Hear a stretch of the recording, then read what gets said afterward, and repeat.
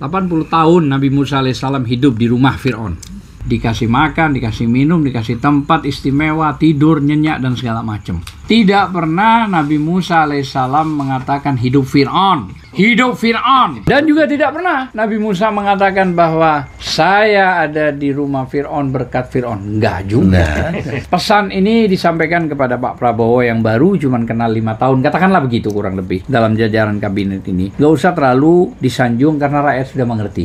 Janganlah terlalu begitu. Karena apa yang dikatakan hidup Jokowi itu malah menyinggung, menghina rakyat Indonesia. Karena yang memilih bukan Jokowi. Secara keseluruhan. Ya, secara keseluruhan adalah lebih rakyat. jauh dari itu melecehkan. Kenapa saya menggambarkan bahwa Garuda berdarah-darah? Garuda sengaja ditusuk untuk kepentingan oligarki. Rakyat yang begitu besar, tokoh, kampus yang begitu besar, mau rektor-rektor yang punya kapasitas, yang punya intelektual, para profesor dan semuanya, seolah-olah kalah dengan orang yang tidak memiliki ijazah. Anak dan bapaknya.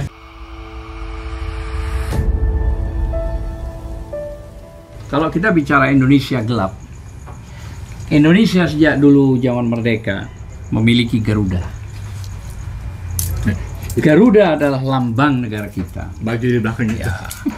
Garuda ini memiliki sebuah kekuatan, bukan cuma metafisika, ya, bukan cuma religi, bukan cuma kekuatan bangsa, tapi Garuda yang sekarang ini sepertinya sudah hampir 10 tahun ini benar-benar berdarah-darah. Berdarah-darah. Cabutin bulunya. Iya. Ditusuk-tusuk Garuda ini. Jadi ini yang menjadi problem utama.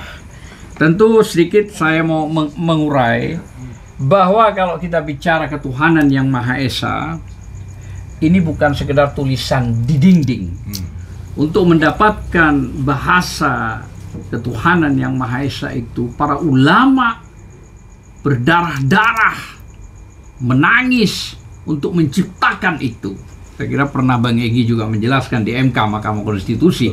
Waktu itu zaman Bang Buyung Nasution kita berperkara. Iya betul. Ya.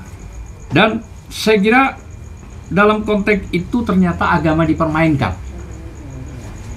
Zaman 10 tahun ini agama dipermainkan. Seolah-olah negara kita yang mayoritas muslim sudah tidak lagi menjadi utama dalam hal itu.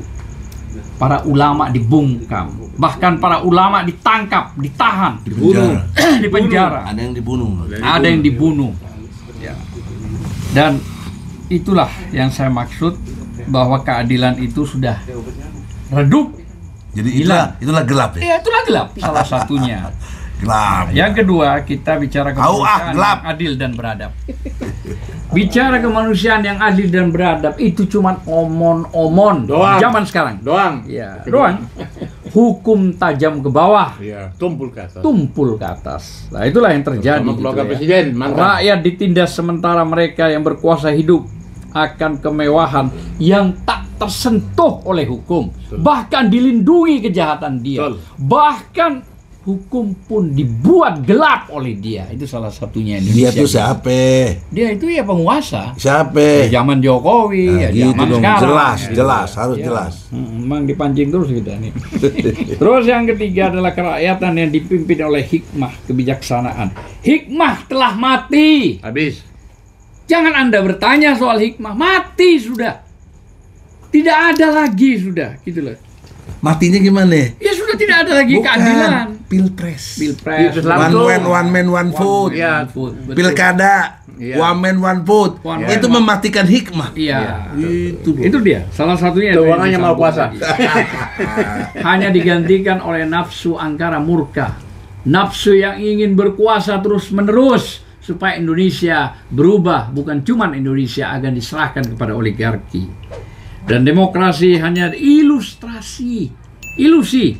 Suara rakyat hanya formalitas karena keputusan sudah dibuat jauh-jauh sebelumnya. Yang rakyat bersuara dianggap hilang. Itulah gelap.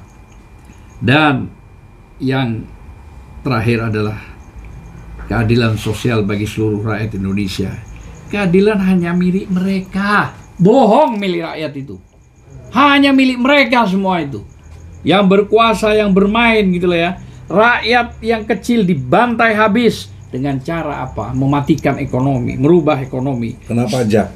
Pajak semua ditingkatkan. Digusur, dipik. Tak dianggap pemilu tiba. Negeri ini milik siapa sih sebenarnya? Ya. Ini masalahnya.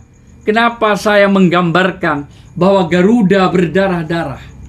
Garuda sengaja ditusuk untuk kepentingan oligarki. Kita nih sebagai ulama, rakyat yang begitu besar, tokoh, kampus yang begitu besar, mau rektor-rektor yang punya kapasitas, yang punya intelektual, para profesor dan semuanya, seolah-olah kalah dengan orang yang tidak memiliki ijazah. Anak dan bapaknya. Ya, Bapak dan anaknya. jadi bagaimana undang-undang dihancurkan, konstitusi dihancurkan, hukum dihancurkan. Inilah yang dimaksud pertemuan kita, bahwa Indonesia saat ini gelap. Mampukah Prabowo sebagai presiden ini menghidupkan kembali tidak gelap? Tentu butuh dukungan kita-kita dan rakyat serta mahasiswa. Ini Bang. Betul. Harus kita lawan kezaliman ini, ketidakadilan ini. Dan tolong juga Presiden jangan menghalang-halangi sebuah sebuah pemberantasan kebatilan. Dan memang kita mengerti KPK sudah berubah dari 4 jadi 5, independen sudah hilang, masuk di ketiak kekuasaan. Apalagi Udah jadi ASN ini. ASN, betul. Apalagi sekarang Polri, apalagi Kejaksaan Agung. Nah inilah kompleksitas. Ya, kompleksitas yang begitu luar biasa, gitu loh ya. Jadi complicated lah persoalan ini. Itulah yang dianggap ada konsleting sehingga mengakibatkan kegelapan yang ada. 80 tahun Nabi Musa alaihissalam hidup di rumah Fir'aun. Kurang lebih begitu. Enggak 18. 80 tahun. 80. 80 tahun, 80. Diasuh sama Fir'aun 18 tahun. Ya, oke lah katakan begitu. Iya. Tapi kan masih di situ, dikasih makan, dikasih minum, dikasih tempat istimewa, tidur, nyenyak dan segala macam. Tapi tetap ingat, melawan ya. Ya. Tidak pernah Nabi Musa alaihissalam mengatakan hidup Fir'aun. Hidup Fir'aun. Nggak pernah ya? Tidak. Oh, hebat ya, si Musa ya. Saya menang karena Fir'aun kan. Iya. Tidak pernah mengatakan begitu. Allah Akbar. Dan juga tidak pernah Nabi Musa mengatakan bahwa saya ada di rumah Fir'aun berkat Fir'aun. Enggak juga. Gitu loh. Nah artinya begini. Hebat ya. Ya, pesan ini disampaikan kepada Pak Prabowo yang baru cuman kenal 5 tahun. Katakanlah begitu kurang lebih. Dalam jajaran kabinet ini. Nggak usah terlalu disanjung karena rakyat sudah mengerti. Nah, maksudnya menyanjung Presiden ke-7. Jadi janganlah terlalu begitu. Karena apa yang dikatakan hidup Jokowi, ya kan, itu malah menyinggung, menghina rakyat Indonesia. Karena yang memilih bukan Jokowi. Secara keseluruhan. Ya, secara keseluruhan adalah Lebih rakyat. jauh dari itu melecehkan Allah. Iya. Karena Allah yang jadiin kekuasaan. Ya, salah satunya itu. Misinya hidup Allah Ya. gitu ya. Ya, walaupun tidak mengatakan hidup Allah, minimal ucapan Allahu Akbar itu Iya, disampaikan. nggak ada. Merdeka juga Saya nggak kira ada. itu aja. Iya. Udah? Sudah. Baik. Bentuk Bu Desi. perlawanannya apa? Ya itu tadi kan sudah dijelaskan. Ibu Desi. Saudara-saudara, terakhir dari saya dalam perspektif closing statement, saya menyarankan 2 hal. Kita para aktivis yang basisnya melawan, teruslah melawan. Jangan ikut kekuasaan yang menyimpang, walaupun ada iming-iming, walaupun dibayar Ada sekian. godaan-godaan. Maka moralitas kita, jangan cari makan di politik. Betul. Kalau cari makan di politik, kita pasti oportunis Dan pengkhianat. dan pengkhianat. Udah pasti itu. Satu. Yang kedua, gerakan taktisnya saya minta Ibu Megawati yang telah dizolimi partainya, juga sekjennya Hasto jelas-jelas dizolimi. Karena logika hukum saya, nggak bisa Hasto jadi begitu, nggak bisa. Mesti melewati Harun Masiku dulu. Wah, pastinya. Itu teori hukum. Bagaimana sih ilmu hukum itu? Harun juga ditangkap kok. Ya kalau Harun saja tangkap aja belum, informasi apa dari si Harun itu? Hasto gitu loh ya. Kok langsung ke si Hasto? Yang kedua, dari teori korupsi, nggak ada Hasto korupsi. Nggak Dia ada. bukan penyelenggara negara. Yang korupsi sudah terbukti, namanya si Setiawan tuh. Iya. Yang KPU tuh. Wahyu Setiawan. Itu si koruptor tuh Wahyu Setiawan minta 400 juta. Kan begitu. Artinya Sebentar, yang nyuapnya itu si Harun Masiku. Terus kenapa si Hasto yang kena? Kan blow on ini menurut saya. Blow on, menyimpang. Ibu Megawati yang terhormat, ini ada penyimpangan hukum yang luar biasa. Betul. Saya nggak melihat lawyer-lawyer kalian tuh membela dari sudut ini. Maksud saya tadi itu yang mau disampaikan. Nggak ada, heran sih. Padahal tokoh-tokoh Secara keras ya. wah, udah levelnya sama sama saya lah, udah senior semua itu. Senior ya. Ya. Tapi kok nggak ada yang menyinggung ini. Nggak benar, nggak sah. Di samping itu, KPK yang ada kan bukan KPK buatan dari presiden yang baru, Prabowo. Dan itu nggak sah. Udah pasti nggak sah. MK harusnya putuskan ini. Dan sudah diprotes oleh Bunyamin Haki tuh. Iya. Bunyamin. Jadi benar Bunyamin itu. Bunyamin saya dari Maki maksud saya. Bunyamin Saiman, adinda kita, top. Ya, mestinya itu dilihat, tapi MK kan meleot juga sih lihat. Apa integritas kalian profesor doktor di situ? Jangan jadi mahkamah kalkulator lagi gitu. Mahkamah kalkulator. Bukan lagi sekarang mahkamah kegelapan. Ya. Allah Akbar. Mahkamah udah bubar aja lah, malu lo. Aduh, Ya, Saldi aja. Istra. Nggak jelas kerjanya itu. Ya, tapi lagi situ yang ada di situ yang tokoh-tokoh itu. Apa kalian nih? Oleh karena itu ilmu hukum itu digunakan, gunanya belajar. Tangkap dulu Harun Masiku. Bagaimana cara? Masa nggak mampu? Dulu teroris gampang ditangkap tuh. Berarti teroris main-mainan dong. Bahkan Jadi TKI dulu direktur di Mabes Polri untuk mengejar-ngejar Harun Masiku, gagal dia. Mana saya jadi ketua KPK. Persoalannya bukan nggak tahu, ada ditutupin, gitu loh.